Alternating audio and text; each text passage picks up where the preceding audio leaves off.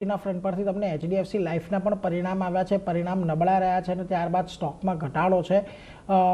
શું ખાસ આ પરિણામોની અંદર રહેતું જોવા મળ્યું છે, બજારને નથી ગમ્યું, એની વિગત લઈએ સહયોગી શ્રદ્ધા પાસેથી. જી શ્રદ્ધા, જણાવો શું ખાસ વિગત એચડીએફસી લાઈફને લઈને? જી, તો એચડીએફસી લાઈફમાં આપણને Q4 FY26ના પરિણામ આવતા જોવા મળ્યા છે. ટોટલ એપીની વાત કરીએ તો અહીંયા 1.3%નો વધારો નોંધાયો છે. 5,186 કરોડની સામે 5,254 crore year on year basis પર. રિટેલ એપીની વાત કરીએ તો અહીંયા એક માઇનર 0.37%નો વધારો જોવા મળ્યો છે અને 4,647 કરોડ પર રહેતા જોવા મળ્યા છે યર ઓન યર બેસિસ પર. ન્યૂ બિઝનેસ પ્રીમિયમની વાત કરીએ તો અહીંયા 5.15%નો વધારો થયો છે, 11,546 કરોડ પર યર ઓન યર બેસિસ પર રહેતા જોવા મળ્યા છે.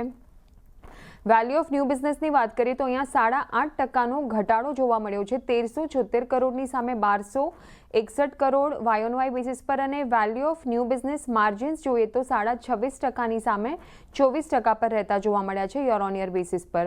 હવે કંપનીને એટલે કે એચડીએફસી બેંકને 1.45 કરોડ ઇક્વિટી શેર્સ ઇસ્યુ કરવા માટે બોર્ડ તરફથી મંજૂરી મળી છે. આ શેર્સ 688.52 પ્રતિ શેરના ભાવે ઇસ્યુ કરવામાં આવશે અને આ પ્રેફરન્શિયલ અલોટમેન્ટ દ્વારા એચડીએફસી લાઈફ જે છે તે 1,000 કરોડ મેળવશે એચડીએફસી બેંક પાસેથી.